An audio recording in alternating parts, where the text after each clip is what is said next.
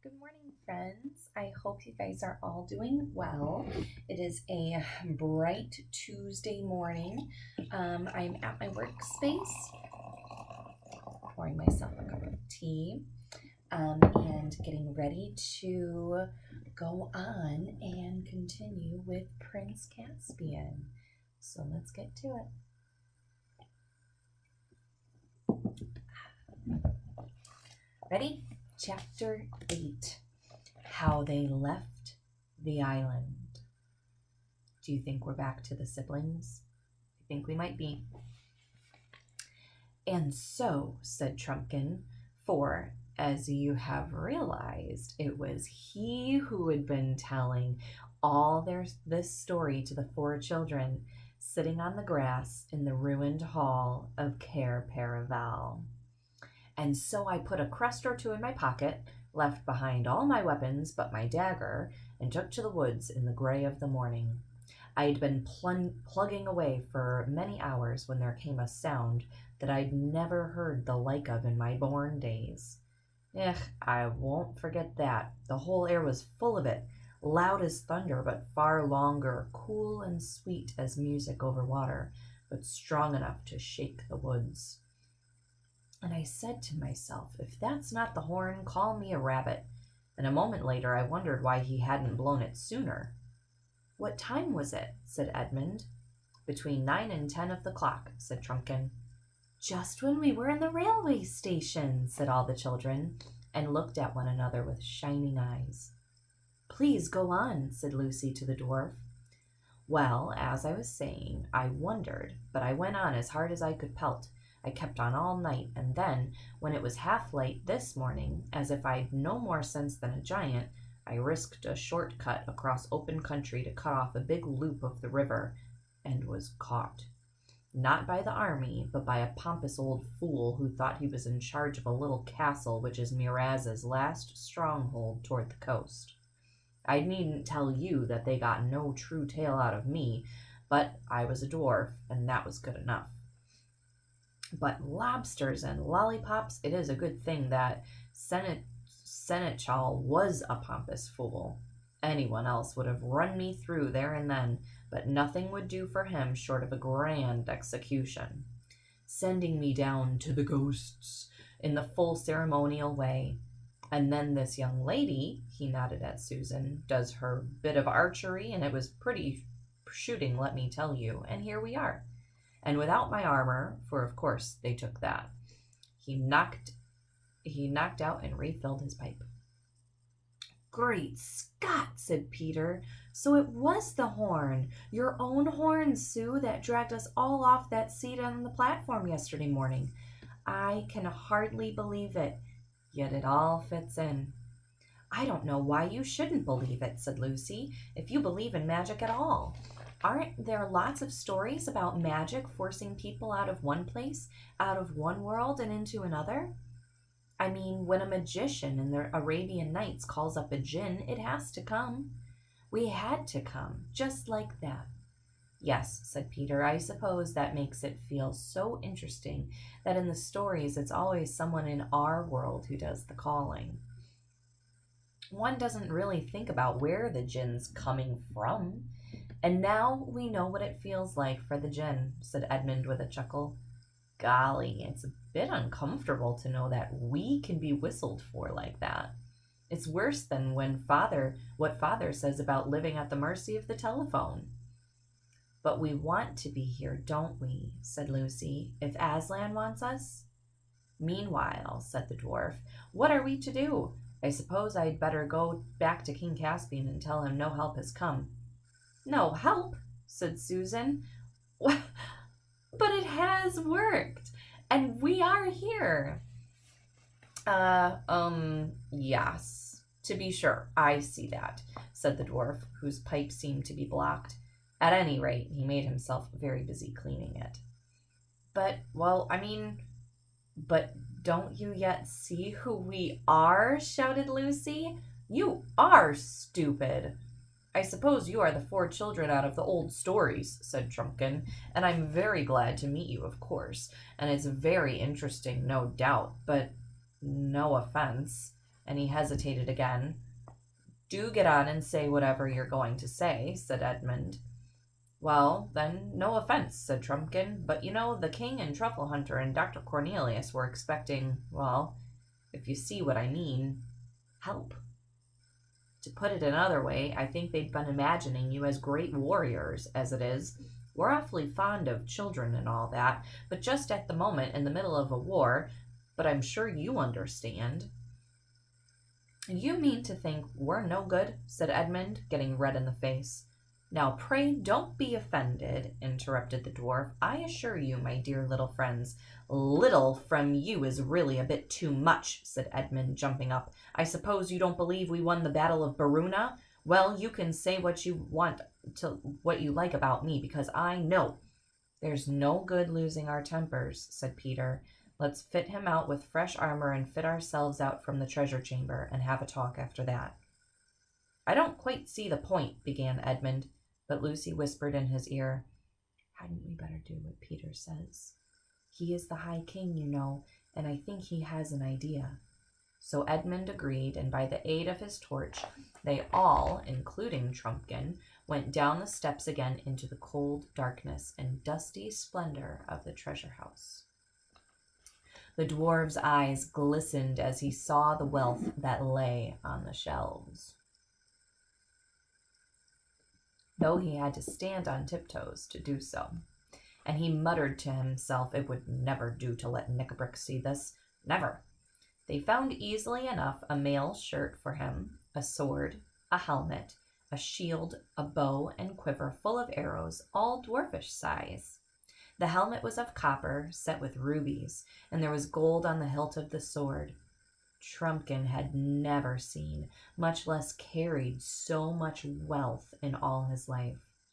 The children also put on mail shirts and helmets. A sword and shield were found for Edmund, and a bow for Lucy. Susan and Peter were, of course, already carrying their gifts. As they came back up the stairway, jingling in their mail, and already looking and feeling more like Narnians and less like school children, the two boys were behind, apparently making some plan. Lucy heard Edmund say, "No, let me do it.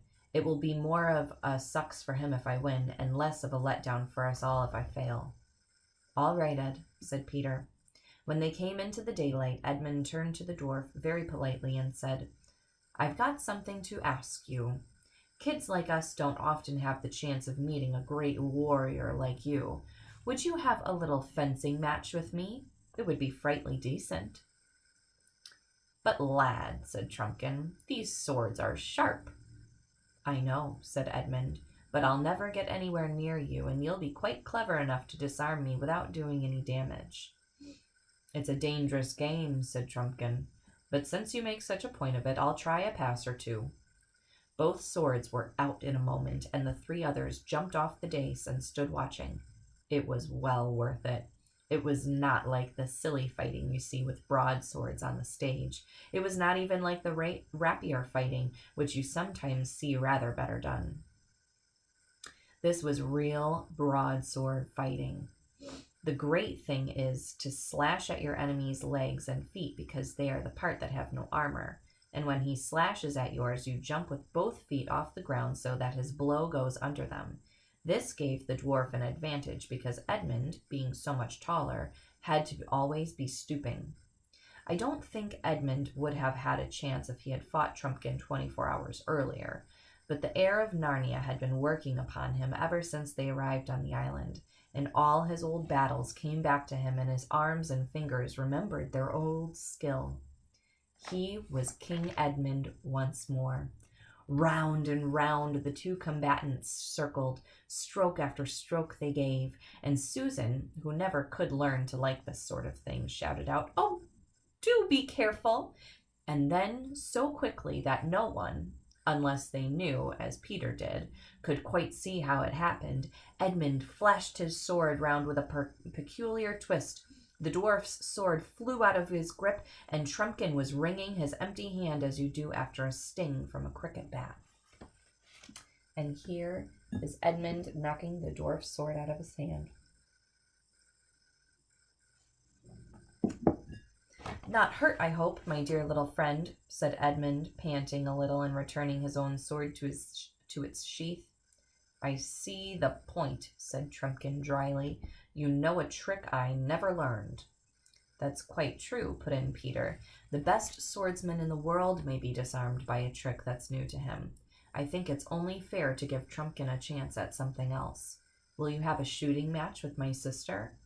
There are no tricks in archery, you know. Ah, you're jokers, you are, said the dwarf. I begin to see, as if I didn't know how she can shoot, after what happened this morning. All the same, I'll give a try, he spoke gruffly, but his eyes brightened, for he was a famous bowman among his people. All 5 of them came out into the courtyard. What's to be the target? Asked Peter. I think that apple hanging over the wall on the branch there would do, said Susan. That'll do nicely, lass, said Trumpkin. You mean the yellow one near the middle of the arch? No, not that, said Susan. The red one up above, over the battlement. The dwarf's face fell. Looks more like a cherry than an apple, he muttered, but he said nothing out loud. They tossed up for the first shot, greatly to the interest of Trumpkin, who had never seen a coin tossed before, and Susan lost. They were to shoot from the top of the steps that led from the hall into the courtyard. Everyone could see from the way the dwarf took his position and handled his bow that he knew what he was about. Twang went the string. It was an excellent shot. The tiny apple shook as the arrow passed, and a leaf came fluttering down. Then Susan went to the top of the steps and strung her bow. She was not enjoying her match half so much as Edmund had enjoyed his. Not because she had any doubt about hitting the apple, but because Susan was so tender-hearted that she almost hated to beat someone who had been beaten already. The dwarf watched her keenly as she drew the shaft to her ear. A moment later, with a soft little thump, which they could all hear in that quiet place, the apple fell to the grass with Susan's arrow in it. "Oh, well done, Sue!" shouted the other children. "It wasn't really any better than yours," said Susan to the dwarf. "I think there was a tiny breath of wind as you shot." "No, there wasn't," said Trumpkin. "Don't tell me. I know when I'm fairly beaten. I won't even say that the scar of my last wound catches me a bit when I got my arm well back." "Oh, are you wounded?" said Lucy. "Do let me look." "It's not a sight for little girls," began Trumpkin, but then he suddenly checked himself. "There I go talking like a fool again," he said. "I suppose you're as likely to be a great surgeon as your brother was to be a great swordman, or your sister to be a great archer." He sat down on the steps and took off his hauberk and slipped down his little shirt, showing an arm hairy and muscular, in proportion, as a sailor's, though not much bigger than a child's. There was a clumsy bandage on the shoulder, which Lucy proceeded to unroll. Underneath, the cut looked very nasty, and there was a good deal of swelling. "Oh, poor Trumpkin," said Lucy. "How horrid!" Then she carefully dripped onto it one single drop of the cordial from her flask. "Hello, what have you done?" said Trumpkin. But however he turned his head and squinted and whisked his beard to and fro, he couldn't quite see his own shoulder. Then he felt it as well as he could, getting his arms and fingers into very difficult positions, as you do when you're trying to scratch a place that's just out of reach. Then he swung his arm and raised it and tried the muscles, and finally, jumping to his feet, crying, "Giants and junipers! It's cured! It's as good as new!" After that he burst into a great laugh and said, "Well, I've made as big a fool of myself as a dwarf ever did. No offense, I hope. My humble duty to your majesties, all humble duty. And thanks for my life, my cure, my breakfast, and my lesson." The children all said it was quite all right and not to mention it. "I have," said the dwarf. "It's quite clear what we have to do. We must join King Caspian at once." "The sooner the better," said Trumpkin. "My being such a fool has already wasted about an hour." "It's about 2 days' journey, the way you came," said Peter. "For us, I mean, we can't walk all day and night like you dwarves." Then he turned to the others. "What Trumpkin calls Aslan's How is obviously the stone table itself. You remember it was about half a day's march, or a little less, from there down to the fords of Baruna. Baruna's Bridge, we call it," said Trumpkin. There was no bridge in our time, said Peter. And then from Baruna down to here was another day and a bit. We used to get home about tea time on the second day, going easily. Going hard, we could do the whole thing in a day and a half, perhaps. But remember, it's all woods now, said Trumpkin, and there are enemies to dodge. Look here, said Edmund. Need we go by the same way that our dear little friend came? No more of that, your majesty, if you love me, said the dwarf. Very well, said Edmund. May I say our DLF? Oh, Edmund, said Susan, don't keep on him like that. That's all right, lass. I mean, your majesty, said Trumpkin with a chuckle. A jibe won't raise a blister. And after that they often called him the DLF, till they'd almost forgotten what it meant. As I was saying, continued Edmund, we needn't go that way. Why shouldn't we row a little south till we come to Glasswater Creek and row up it? That brings us up behind the hill of the stone table, and we'll be safe while we're at sea. If we start at once, we can be at the head of Glasswater before dark, get a few hours' sleep, and be with Caspian pretty early tomorrow. What a thing it is to know the coast, said Trumpkin. None of us knows anything about Glasswater.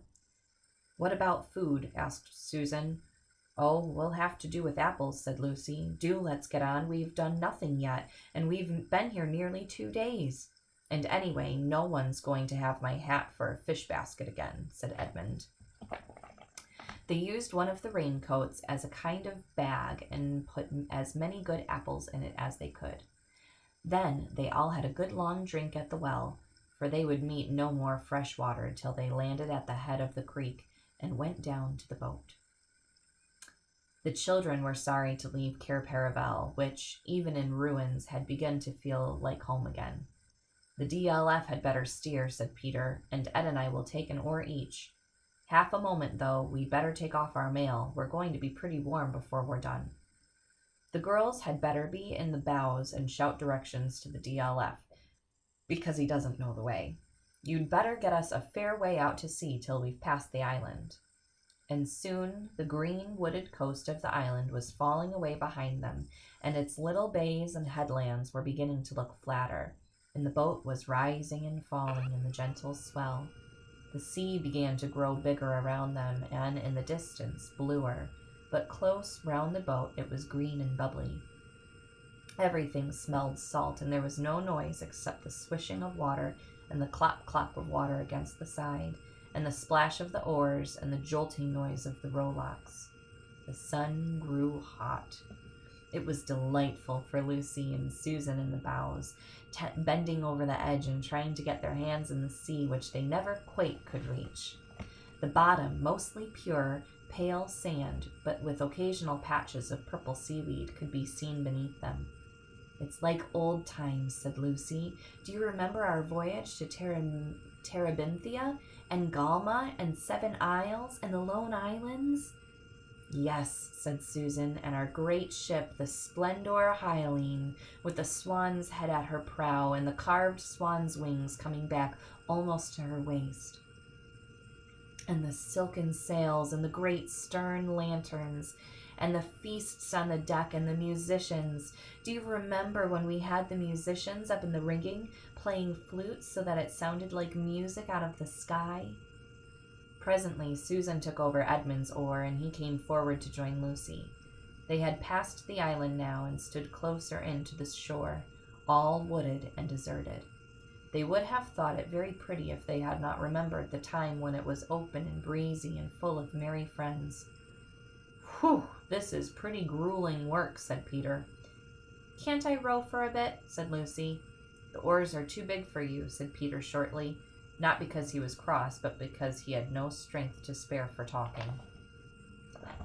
And we've reached Chapter 9, What Lucy Saw. I hope you guys are having a wonderful day and enjoying the book. I certainly am. It's brand new to me again, so I'm on this journey with you all. I will see you guys tomorrow, and have a great rest of your day.